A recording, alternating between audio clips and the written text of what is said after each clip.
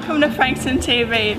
This episode is dedicated to Mind Your Head, a documentary to reduce the stigma of mental illness and raise awareness. Hi, I'm Tim Dakin, Arts Access Officer for Frankston Arts Centre. This is Mind Your Head. Mind Your Head was a documentary that was produced by Frankston Arts Centre, Arts Access, Headspace and Mind Australia, and it involved a group of young people learning the skills and telling their stories about their dealings with mental illness. Hope you enjoy.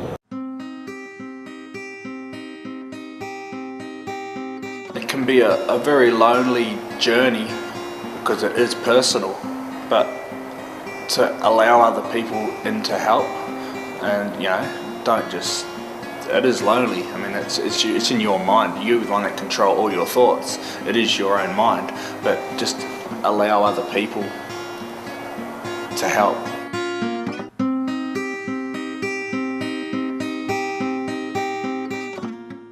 I've kind of always had mental issues, like since I was a child. I was diagnosed with obsessive compulsive disorder at the age of 17, and I had a lot of trouble with that disorder. I was having a lot of paranoid behaviour. I'd be paranoid that I'm going to cause an accident or hurt somebody, like for instance when I'm handling electrical appliances, and I'd have to keep checking that it's okay, and and then it got to a point where it really sort of began to take over my life. I'm just what you would call a advocate for mental health for young people, and basically me and Cassie and Riki have gone to schools and shown the doco to some of the year 11s, and we've got some good feedback from it. When we started out doing it, we didn't really know what it was going to be for and everything. We knew it was to help people. That's about it. And since then, we've done a lot of working with young people and using this documentary to basically just to make them aware of services that are available and everything. And Possibly about 16 or 17. I wasn't diagnosed, I knew I had it, and then I got antidepressants when I was probably 19 or 20, getting around 20. My girlfriend's mum was like, I said, I'm not feeling too good, and she said, do you want to just go to see a doctor? So I went and saw a doctor, and he said, I'll put you on these, and I was only on antidepressants for about 8 months, and then he said I'd wean off them, and that was it, and I was back to good. And then I had the car crash, which turned everything upside down. I think it would have started back when my auntie passed away, when I was 9. She committed suicide, she hung herself, and I think that was a big impact on my life because I wasn't fully told of how she died or anything. I was just told she was sick, and it was the day after my birthday that she did it as well. And then, I don't know, everything just went downhill from then. I went, finished primary school and started at a new high, that's when I first moved to Carrum Downs, when I started high school and didn't know anyone. So being a new person, everyone else went to primary school together, so they all knew each other. So trying to fit in was really hard. So I jumped from group to group, and got bullied all the way through high school. I had a breakdown in 2007, and I was diagnosed as with psychosis, mild schizophrenia or something, because I was hearing voices, having really delusional behaviours and thoughts and hallucinations. I was driving home. I had my car for a week and a half and my licence for a month, and I was driving home from work on my 5th day, and someone drove into us at 100k, causing a 200k impact head-on collision. Broke my neck, partially paralysed my left side, and got an acquired brain injury, and I was in a coma for about 8 weeks. And so the head injury caused a lot of the depression and anxiety, and I still deal with it today. It's never ending, but it's getting better. In year 8 I got a nickname called Fishy, which was a massive impact on me, and that's what led me to most of my suicidal attempts. It was because a boy that I'd been seeing had decided to turn on me and spread around the whole of Carrum Downs, and now it's in the whole basically peninsula. Everyone that doesn't like me calls me Fishy. So I started developing fears that I would sleepwalk and kill somebody or something, ridiculous like that. Sort of, thinking maybe I should handcuff myself to my bed and things like that. Met my ex. Yeah, everything was fine. We were together for like 6-7 months in total. After the first month, he broke up with me, and I think that was the main reason for me to actually break down and let it all out. That's when I started to kill myself and stuff. I wrote suicide notes to everybody and had attempted to do it but failed twice. He picked up the signs and he was concerned, so he spoke to someone. They referred him to CAMS in Frankston. I told him I was honest with everything, and all I remember was getting put in the back of an ambulance and then getting put into Stepping Stones, which is a child adolescent psychiatric ward. Well, after the project was complete, once we finally finalised it and got it into hard copy, we did a presentation night here. So it was like the launch of the DVD, and we got up and in front of, I don't even know how many people were here, but it was a decent amount. And so it was like a panel of us, and we were all sitting there. It was good because we could bounce off each other as well, and it was fun. And then Tim was up there. Tim was up there being funny and doing what he does best. And then after that, we'd take it out to schools and do talks to schools. And I think one of the best things about that was I went back to my old school and did it there, where everything first started for me as well, from where the bullying and everything happened. And there was this, I was really nervous about that because it was a really bad experience for me there, and everyone was there for me, and they were so they all knew it was going to be a really big challenge, and they were okay, so just think of you in that crowd, think of someone watching the movie or listening to you talk, and that being you back then. And then after we did the talk and the presentation at the school, a young girl came up to me. She's like, "Can I chat to you?" And I'm like, "Yep, sure." And then she just broke down. She's like, "I'm really sick," and rah, rah. And I was like, "Oh my God!" So I referred her to the help that she needed, and referred her on to some of the youth workers that were there and got them to chat to her. But then after that, I just broke down. I was like, "Oh my God!" That was me back then, sort of thing. And I was just it felt so good for someone to be able to come to me and tell me that they needed the help, in all confidence of themselves, obviously not realising that they needed help until they'd seen the DVD, or being too scared to approach someone. So then for them to have the courage to come to me and be it was really rewarding in a way.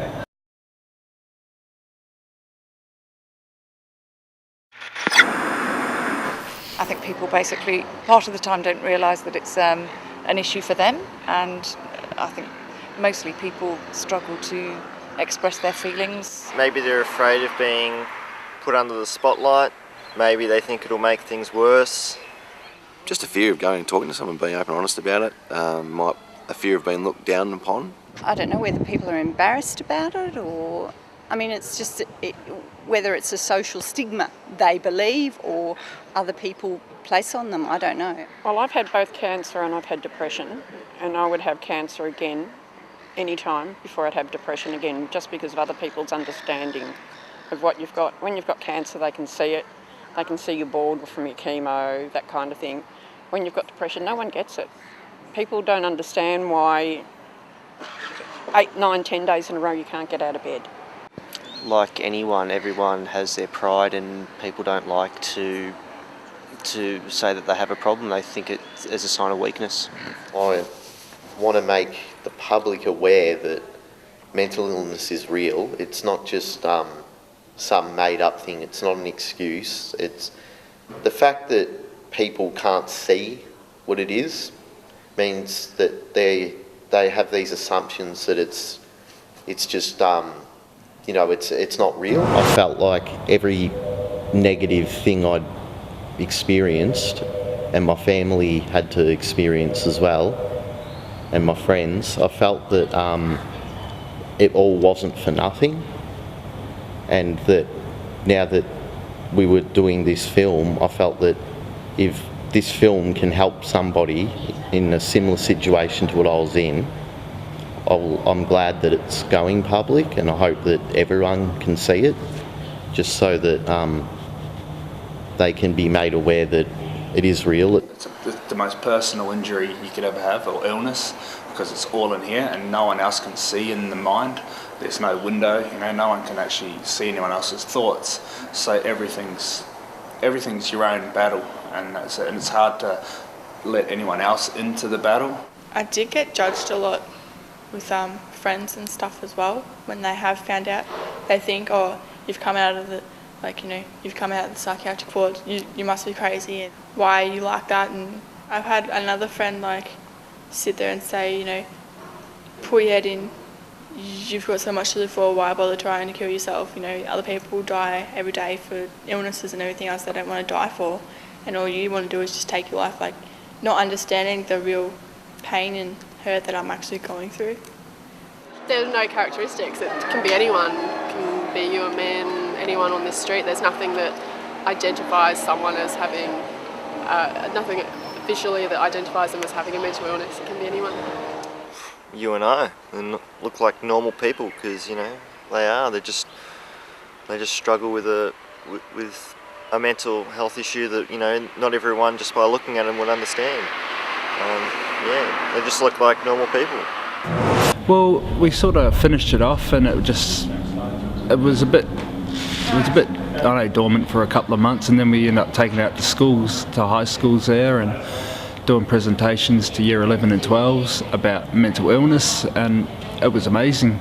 Just out there talking to the kids over to a whole group, and then we broke into smaller groups and done one-on-one questions with younger groups, and it was really rewarding to see the impact it had on the kids. We got a lot of feedback after we'd done them from kids at schools. Oh, that was really good, and Headspace had a lot of referrals from those schools straight after we went to them about mental illness. And it was a good thing for myself, sort of come from learning to live again to producing something that's helping others. Eventually, people started to notice that I wasn't myself anymore. I never really spoke to anybody at the start because I was in denial about, I didn't think I was sick. I thought, I just thought it was normal to have thoughts like that and everything else. And then just after I come out of hospital, I think I was still in the denial a bit. When you're a kid, you think about mental. That was a word we used as a derogatory term when we were kids. Oh, he's mental, and it was just little things like that. There's not enough insight on it. People don't know enough or want to know enough about it. For instance, the word psychosis, people say, oh, you were psycho. I've got my own private psychologist. She's great. She's I've been seeing her for almost 12 months now as well. And every time I see her, she'll pull out jokes or she'll laugh at things I say and my reactions to things, and she'll give it a positive sort of therapy, not just a dull, boring, rah rah, tell me this, tell me that sort of thing. No one will respect you if you can't respect yourself as well. No one, you're your own hero sort of thing. You have the path, you take control of where your life goes, sort of, or majority of the time you can take control of where your life goes. So no one else can change that for you unless you want to change it yourself. My case manager from Davey Street referred me to the CFID program, which contains residential units for the mentally ill. And I was still a mess when I turned up to that. I had a big long beard and long hair. I looked like Jesus or something. I only weighed 50 kilograms, wasn't eating anymore. But as I started doing things slowly, like gradually trying to leave the house, like they would take me on walks and activities and stuff like that, and then I was put on medication. I guess, yeah, after a couple of months there, I started seeing my friends, my regular friends again. You've got to be able to feel comfortable in yourself to express your story and stuff. You can't just, because it is a trust thing between you and the like your doctor or psychologist or something. The worst thing you can do is keep it in your own head. Because like I said, the worst thing is to have all the thoughts stuck in your head. Having a release is the best way, and talking to someone is probably the best thing to do first. Even if you find writing is the option, but talking should be the default, is going to see someone. If that doesn't work, try any other form of art. Try singing, try writing, yeah. I've developed a lot in my recovery of mental illness as well, and to look back at that film, it's a standpoint to look back and see where I was, and I can see the way I spoke, the way I was. It's a thing to be proud of, really, to notice from what I was to what I've achieved. This is Mind Your Head on Frankston TV. Stay tuned, we'll be back.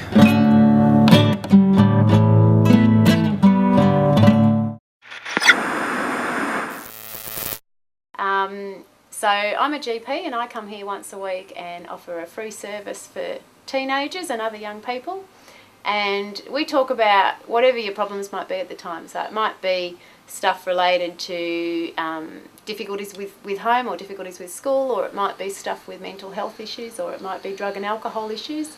So you might want some screening for sexual health infections or for contraception, or you might want to talk about the fact that you might be worried you're pregnant.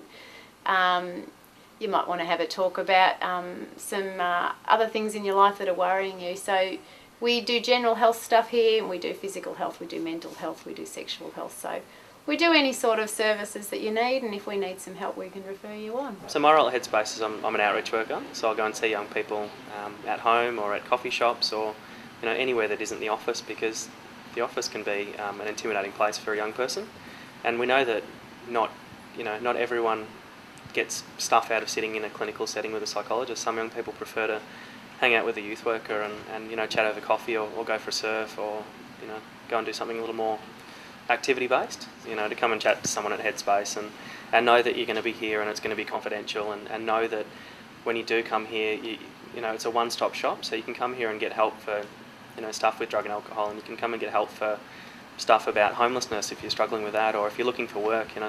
There's a range of services that work out of the building, so it's a sort of an opportunity to come and cover a bunch of bases with the one visit. I wasn't progressing in the environment I was in with my family. I was in a massive hole, and nothing was going to change unless I took a step forward. And it's like how I was saying before, you have to take risks to achieve things. Well, I had to risk going into this program, because it's pretty frightening to just move into a unit, and I was all by myself for the first week when I'm dependent on being around my family all the time. Like, I've learned life is too short, and there's no point, your time will come. If it happens sort of thing. But to try and get the help, and it is a big impact on other people, not just yourself.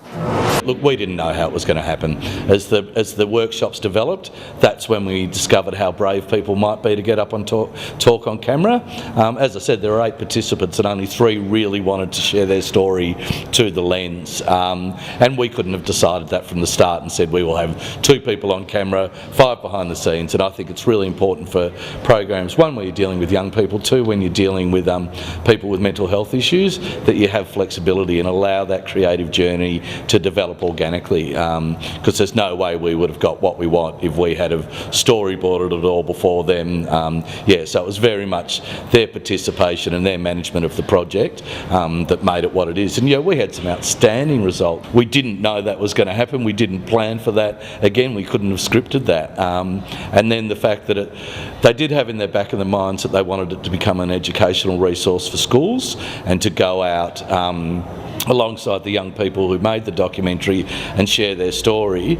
But again, we didn't know if we were going to produce that. The main aims was giving these people a platform to be able to speak. A lot of people look at me now and they say, you've done well, you know, look how far you've come, and they remind me of where I was. And it sort of wasn't an option to go this way or that way, it was just to walk, you know, just to keep doing. I had to go to therapy, and I just turned up because it gave me something to do at the time. I had nothing to do, so, but you know, it was just do it. At the time, I was like, oh, we're making a film, that'd be cool, you know, be something different, be good to tell a story of what I've been through. More than anything, it was good to, since my recovery, I always told people about it because I knew there was a change in what I used to be. So first thing, I'd tell them, and then I got to a point where there's no need to tell anyone. So telling the camera my mental health, you know, what I've been through, and that was sort of like a point where I was, now you don't have to tell people, you know what I mean? Because I've already spoken it to on camera. The story's out there. So it was good to just then move on and not have to bring that up every time I was around people, because yes, I was different, but I after doing the film, I understood that I like the new different. If there's anyone out there who feels like they are suffering from any form of, I don't know, fear, sadness, and it's not getting better after a period of about 2 weeks, they really, really owe it to themselves to seek out help and use the services provided, because that's what they're there to do. Like good things are happening now since we where the film is now. I think it's getting to a good stage, and I'm just hoping that the way I feel now, one day people who were like I was can be the way I am now too. I want to become a youth worker, and I'm looking at studying to do youth work to help other young kids with mental illness and stuff. Well, I am inspired to help others, like hopefully mid-year, if not mid-year, the start of next year, I'll be starting my diploma in youth services and mental health, because I want to be a youth worker myself and help other people. I don't even know how to explain it, like everyone is different when it comes to sharing their story, but to me it was more, I did it because I wanted to help people go through what I'm going through, because the experience I went through was just disgusting. I didn't want anyone else to go through it. As much as I can't stop that, but I can prevent it. I can try and prevent it and raise awareness about it.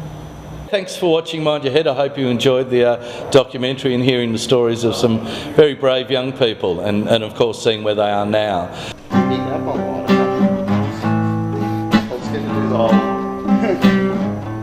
Cassie's got it. I don't have it.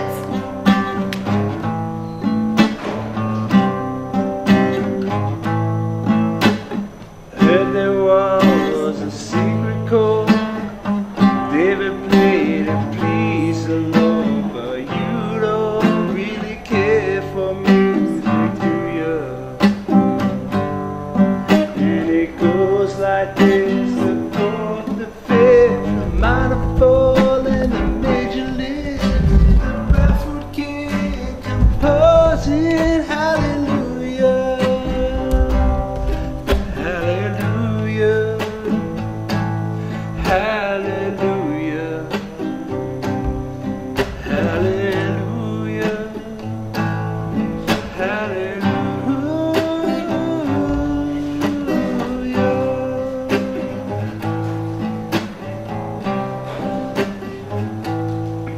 And her faith was strong, but you needed proof. Saw her bathing on the roof, her beauty and the moonlight overthrew you. And she tied you to the kitchen chair. She broke your front and she cut your hair. From your lips, she drew